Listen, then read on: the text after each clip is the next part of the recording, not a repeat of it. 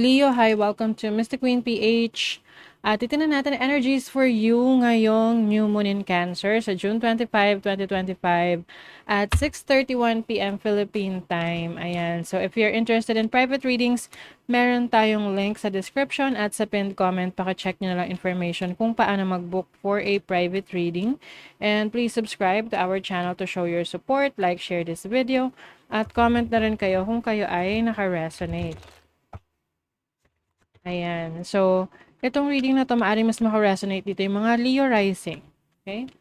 So, for you, Leo, itong new moon is happening in your 12th house of your subconscious, no? So, maaring you might feel emotional during this time or you might feel some sort of frustration sa mga bagay na gusto mong mangyari.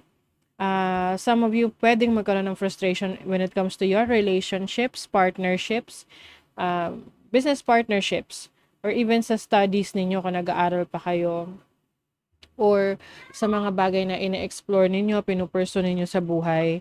And even yung mga nasa abroad ngayon, kung kayo ay nakatira sa abroad, OFW, dun kayo nagtatrabaho, you might, parang makakaramdam kayo ng pagka-homesick na gusto niyo makasama yung mga mahal niyo sa buhay, yung mga taong, yung family ninyo. So, you might feel that kind of energy kasi the moon is about your emotions and also like the sense of family, yung comfort, no? So, pwedeng ikaw ay pupunta sa, you will meet up with your friends, family, na malapit sa'yo, no? Lalo na kung namimiss mo yung family mo back home, kung ikaw ay nasa abroad, or kahit hindi nasa abroad, halimbawa malayo kayo sa isa't isa, maaring magkakaroon kayo ng meet up together, or pwedeng ikaw pupunta ka sa bahay nila or sila pupunta sa'yo.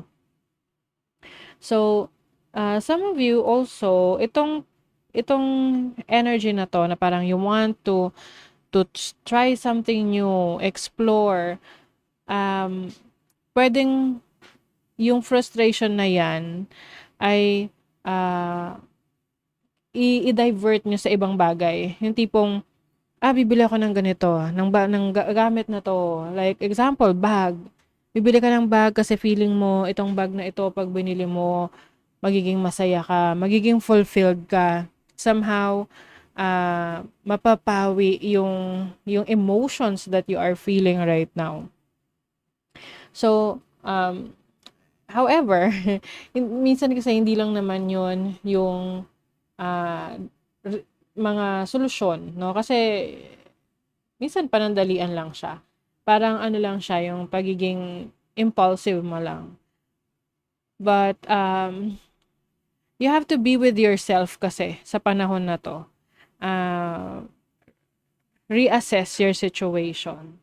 May mga bagay na kailangan mong maintindihan tungkol sa sarili mo, sa mga bagay na gusto mong baguhin sa sarili mo. Yung iba kasi walang awareness. Hindi kayo aware na, ito pala yung problema, ito yung issue, ito yung kailangan ayusin. Yung iba naman aware kayo, pero wala kayong pakialam, 'di ba? So this is the time for you to connect to your higher self. Sabihin ng iba, paano ba yun? Paano ba mag-connect sa higher self mo? Through meditation, and also, ito yung self mo na walang ego, na walang titulo, no? Walang title, it's like the bear. Parang ikaw yung, how can I explain this? Medyo mahirap. Na ito yung higher self mo is walang ego. Na wala kang pakialam sa iniisip or sinasabi ng ibang tao sa'yo. It is within you, nasa loob mo. Pero, it is a different side of you na pag inisip mo parang walang pakialam. Kasi, hindi siya nagbabase sa worth niya, yung self-worth niya, hindi siya nagbabase sa opinion ng ibang tao. Alam lang niya na nag-e-exist siya. Alam niya na divine siya. So, that is your higher self. Walang judgment, walang insecurities, walang ego. So, this is also the time for you na to activate your higher self, to be more aware, maging aware sa sarili mo, sa mga bagay na gusto mong i-pursue sa buhay. Kasi yung iba sa inyo, maaring may pagbabago ng inyong belief system. May pagbabago sa paniniwala ninyo. Kaya lang, maaring ang nagiging problema or issue or conflict dito is yung mga taong mahal mo sa buhay, mga taong malapit sa'yo, ay hindi kagaya mo na nagiging aware na or nagkakaroon ng spiritual awakening. So, every time na i-share mo sa kanila yung thoughts mo, yung views mo, yung pananaw mo, kinukontra ka nila. And yun yung maaring isa sa nagiging frustration mo na bakit hindi ka nila maintindihan sa mga naiisip mo, sa mga ideas mo. And you have to accept the fact na may mga pagkakaiba-iba talaga ang tao. At meron tayong kanyang-kanyang panahon, timeline kung saan tayo ay na-awakened. So, if kung magpapaapekto ka sa mga taong kumukontra sa paniniwala mo, ito ay magbibigay lang sa'yo ng parang frustration na dapat may patunayan ka sa kanila na tama ka eh. Okay? So, medyo spiritual for you, Leo, ang energy ng New Moon in Cancer. But this is also the time for you to nourish yourself na maaring meron kang mga activities na gagawin wherein you are going to nourish your soul. You are going to nourish your higher self, yung sarili mo, in a spiritual level.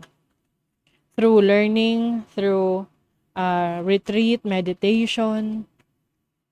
And the good thing about this is kaya mo siyang i-finance. Kaya mong pondohan yan. Kasi sa totoo lang, may mga activities na medyo kailangan ng pondo. Like for example, gusto mong pumunta sa Bali, Indonesia because you want yung energy ng healing sa place na yon. So, the good thing is, meron kang kakayanan na gawin yon. Because you are blessed financially. Yung resources mo nandyan. Okay? Let's see. Oh, you have the Chariot. Travel opportunities for you. This is also success. Kung feeling stuck ka ngayon, things are going to move forward to a good direction, to a new direction. You have the Oracle of Swords. And somewhere along the way, meron kang kailangang i-cut off na tao sa buhay mo. Meron kang kailangang iwasan. Dahil maaring ito ay makakaapekto sa mental health mo, makakaapekto to sa pananaw mo. Kasi ganun di ba? Kapag kahit nga sa ibang kaya nga ang hirap pag-usapan ng religion at politics. Kasi lalo na sa within the family or friends kasi nga yan may polarity, may pagkakaiba-iba ng pananaw. So some of you, if you need to cut off someone sa buhay nyo at sa tingin nyo yun ay makakabuti para sa peace of mind nyo, then do it. 'Di ba? Even if malapit siya sa'yo. Kasi you have to protect yourself. You have to protect your mental health. Apprentice of Wands, this is self-discovery. You are now discovering your potentials. Yung mga bagay na kaya mo pang gawin. Yung mga bagay na gifts sa'yo. Kasi I see you na exploring your talents, your gifts. Itong gifts na to, hindi lang siya yung bastang gift na na let's say magaling kang magpiano, magaling kang magluto. It's more on spiritual gifts. Some of you ay may mission dito sa mundo to awaken, to help awaken the people according sa yung beliefs, no? O hold your vision. Hold your vision, Leo risings. Kung ano yung pinanghahawakan mo na pananaw sa buhay, panindigan mo yan. Kasi yan yung paniniwala mo 'di ba? whatever that is. You're very close to achieving your goals. And also, the good thing here is when it comes to manifestation, napakabilis mong mag-manifest during this time. Yung manifestation mo is through feeling and also through imagination. So, use your abilities and talents to your advantage and also to help others. Kasi yung iba sa inyo, meron kayong purpose, meron kayong mission dito sa mundo to help others as well. Okay? So, that is your reading, Leo. Thank you so much. See you again.